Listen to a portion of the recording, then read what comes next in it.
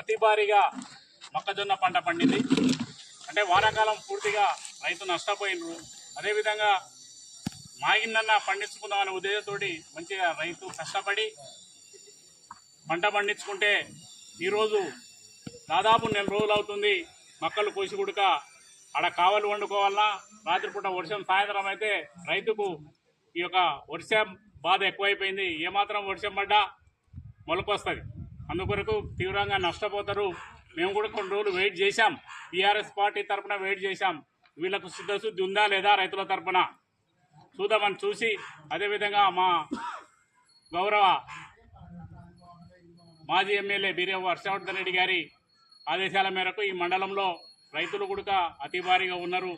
ఈ తాలూకాలనే 2 పంటలు భారీగా తీయడం, మాగి పంట కూడా మంచిగా తీస్తారు కాబట్టి అతను రైతు బిడ్డ కాబట్టి రైతులను ఉద్దేశించి పిలుపు మేరకు ఈరోజు ఈ కార్యక్రమాన్ని చేపట్టడం జరుగుతుంది.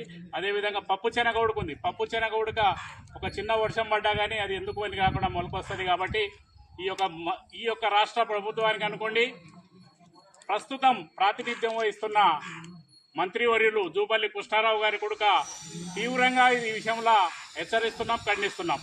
ఈ యొక్క రైతు బిడ్డ అంటారు, రేవంత్ రెడ్డి రైతు బిడ్డ అంటాడు. ఎక్కడ రైతు బిడ్డ? 15,000 ఇస్తాడు, 15,000 లేవు, 12,000 అన్నాడు. అదైనా బరాబర్ ఉందా? అది లేదు. పుట్టి మాయ మాటలు తప్ప రెండో మాట లేదు. ఏదనంటే నన్ను కోసుకొని తినంటాడు. ఆయనను కోసుకుంటే ఏమొస్తుంది? ఆ రోజు కోసుకొని తినమని ఎక్కినావా గద్దెకు? ఆ రోజు గద్దె అట్లా లెక్కలే కదా, కోసుకొని తింటారా నాతోటి లేవననికే. ఈరోజు రైతులు ఎంత అరికోసే పడుతున్నారంటే సాయంత్రం కాగానే 3 గంటలు కాగానే ఏ టైంలో వర్షం పడుతుందో పంటనుడుగా అరిచేతిలో పెట్టుకొని చూసుకునే పరిస్థితి ఏర్పడ్డది. అదేవిధంగా లిమిట్ పెట్టడం ఏంది?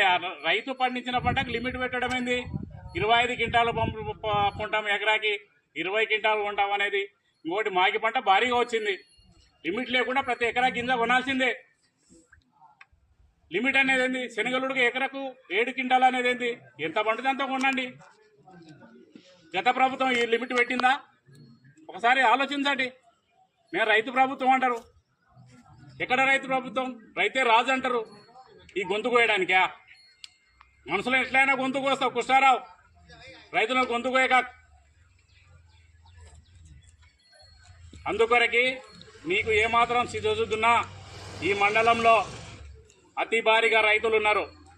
నీవు మండలం పక్క గ్రామమే మీది. అందుగురించి ఈ చిన్నంబాయి చౌరస్తాకు వస్తే ఒకసారి మీరు కానీ మీ నాయకులు కానీ రైతులు ఎలాంటి కోసపడుతున్నారో ఎండలో ఏది శనగ కుప్పల కాడ కానీ మొక్క కుప్పల కానీ ఒకసారి కళ్ళు తెరుచుకొని చూడండి. రైతుల గురించి మీకు అర్థమవుతుంది. రైతు సాయంత్రం కాగానే అసలు తిండి తిందామంటే తినలేని పరిస్థితి ఏర్పడుతుంది రైతుకి. ఎకరాకు లిమిట్ ఎట్లా పెడతావు నువ్వు? ప్రతి గింజ మొక్కజొన్న అనుకోండి, పప్పు శనగ అనుకోండి, లిమిట్ లేకుండా ఖచ్చితంగా రైతులకు న్యాయం చేయాలి, కొనాల్సిందే. లేదంటే ఈ రైతుల సమక్షాన మా బీఆర్ఎస్ పార్టీ తరఫున తాలూకా ఇన్ఛార్జి గారు సమక్షంలో ఖచ్చితంగా రేపొక్కరోజు మీకు టైం, బుధవారమో గురువారమో ఖచ్చితంగా 4-5 వేల రైతులతోటి ధర్నా జరుగుతుంది చిన్నంబాయి మండలంలో. బీఆర్ఎస్ పార్టీ రైతు తరఫున ఉంటుంది. ఈ కాంగ్రెస్ పార్టీ చేసే అరాచకాలన్నీ ఎండగట్టడానికి సిద్ధంగా తయారైంది. కాబట్టి మీకు చర్మగీతం పాడే రోజు వచ్చింది. కాబట్టి స్వీకరించడానికి ముందుంటామంటే ఓకే, రైతులను ఎంతైనా ఇబ్బంది పెడతామంటే అది మీ ఇష్టం. రైతు ఈరోజు అరిగోసే పడుతున్నాడు. పెట్టుబడులకు లేక అప్పులు సప్పులు తెచ్చుకొని అప్పులు కట్టలేక నువ్వు కొనలేక లిమిట్ పెట్టడం ఏంటి రైతు విషయంలో?